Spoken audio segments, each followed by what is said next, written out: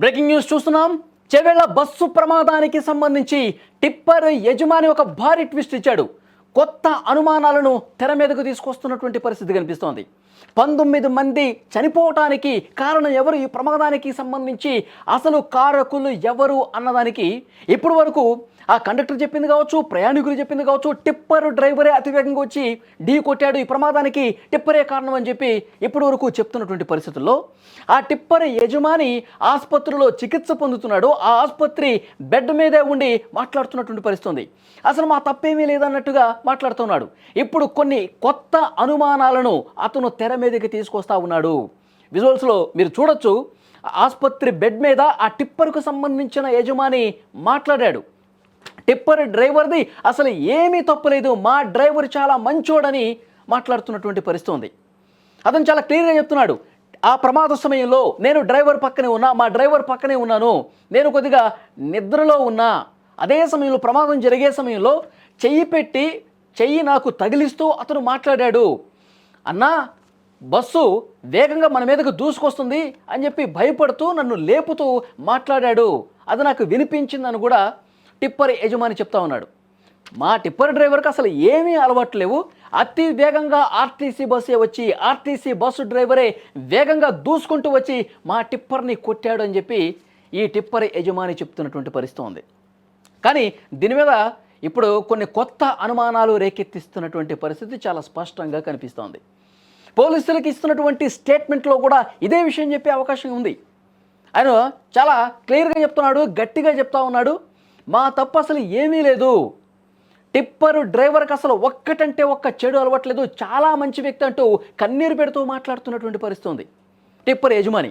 మరి ఇతను నిజం చెప్తున్నాడా, అబద్ధాలు చెప్తున్నాడా అన్నది పోలీసులు ఇన్వెస్టిగేషన్లో తెలిసే అవకాశం ఉంది.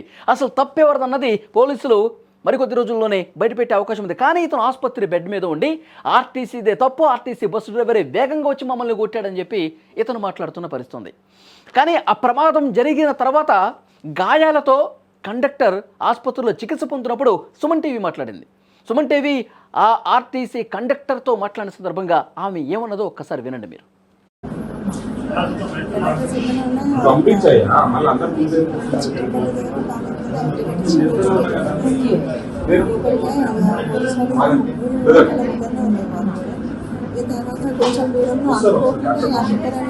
మామూలు అయితే స్లోనే ఉంది, మా బండి స్లో, మేము ఏ రూట్లో వెళ్ళాలో అదే కరెక్ట్ పోతున్నాడు. ఆయనే టిప్పర్ అని వచ్చి కొట్టిండు, అదే తీసుకొచ్చి.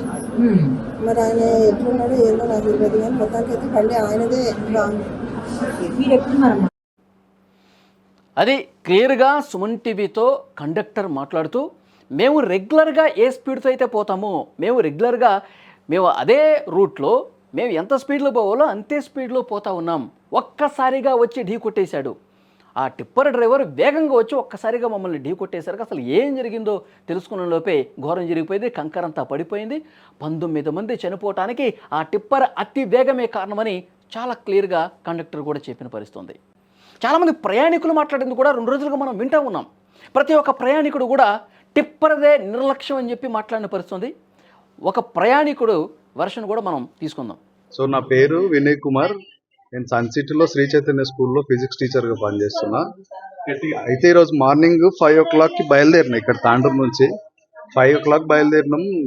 మా బస్సు డ్రైవర్ కూడా నార్మల్ స్పీడ్లోనే వెళ్తున్నాడు.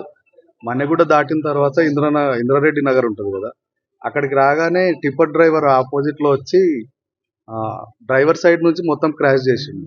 చాలా ఓవర్ స్పీడ్లో ఉండే. మా బస్సు ఇప్పుడు కిందికి దిగడానికి కూడా రోడ్ చిన్నగా ఉంది, ఆ పక్కకు దిగినా కూడా మళ్ళీ బస్సు అంతా కూడా గుంతలోకి వెళ్ళిపోయే ఛాన్స్ ఉంది. కాబట్టి డ్రైవర్ అప్పటికి కూడా ట్రై చేసిండు.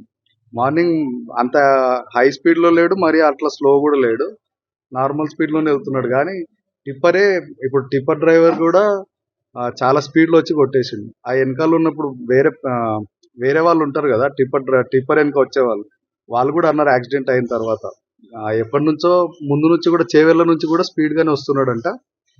మోస్ట్లీ కారణం అయితే ఆయననే. ఇది ఆ బస్సులో ప్రయాణిస్తున్నటువంటి ప్రయాణికుడు వినయ్ చాలా స్పష్టంగా ఈ వీడియోలో మాట్లాడిన పరిస్థితుంది. మేము నార్మల్ స్పీడ్గానే ఉంది, మా బస్సు ఎప్పుడు ఏ స్పీడ్లో అయితే వస్తుందో అదే స్పీడ్లో ఉన్నాము, టిప్పర్ డ్రైవరే వేగంగా వచ్చి ఢీ కొట్టాడని చెప్పి ప్రయాణికుడు కూడా, ఎందుకంటే ఆయన ప్రత్యక్ష సాక్షి, ఆ బస్సులో ఉన్నటువంటి ప్రయాణికుడు, ఏం జరిగిందో కళ్ళారా చూసిన వ్యక్తి. ఇతను ఇదే వీడియోలో చెప్పాడు, ఆ ముగ్గురు అక్క చెల్లెళ్ళు చనిపోయారు కదండి, చాలా బాధాకరమైన విషయం. ఆ ముగ్గురు అక్క చెల్లెళ్ళు కూడా ఇతని ముందు సీట్లోనే కూర్చున్నారు. సో వాళ్ళ వెనకాల ఇతను కూర్చున్నాడు. సో జరిగింది చాలా క్లియర్గా అతను చూశాడు.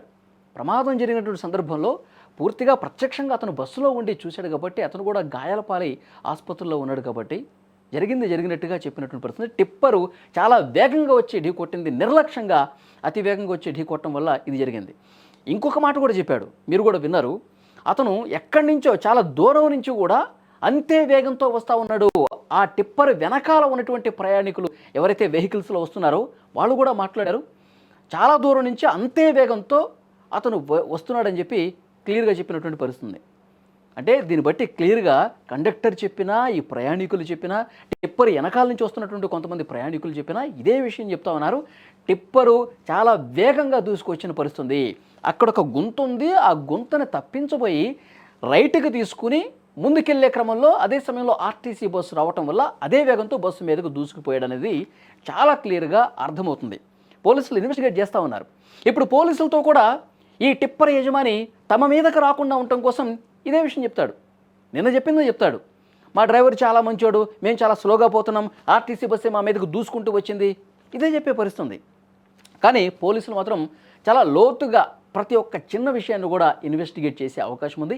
తప్పు ఎవరిదో కూడా క్లారిటీ ఇచ్చే అవకాశం ఉంది. ఇప్పటికే జనాలకు అర్థమైపోయింది తప్పు ఎవరిదని. ఇప్పుడు కొత్త అనుమానాలు తీసుకొస్తా ఉన్నాడు. మా తప్పేమీ లేదు, మా డ్రైవర్ చాలా మంచోడు, అసలు ఏ చెడు అలవాట్లు లేవు, బస్సే వచ్చేసి మమ్మల్ని ఢీ కొట్టేసింది అని చెప్తే నమ్మే పరిస్థితుందా? సో వాస్తవాలు ఏంటనేది కూడా చాలా క్లియర్గా పోలీసులు ఇన్వెస్టిగేషన్లో బయటపెట్టి, ఇన్వెస్టిగేషన్ పూర్తయిన తర్వాత ప్రజలకు కూడా వివరించే అవకాశం ఉంది. ఈలోపు ఒక కన్ఫ్యూజన్ క్రియేట్ చేసే దాంట్లో భాగంగా ఈ యజమాని మాట్లాడుతున్నట్టుగా కనిపిస్తోంది. ఈ వీడియో చూస్తున్నటువంటి ప్రతి ఒక్కరూ రియాక్ట్ అవ్వండి.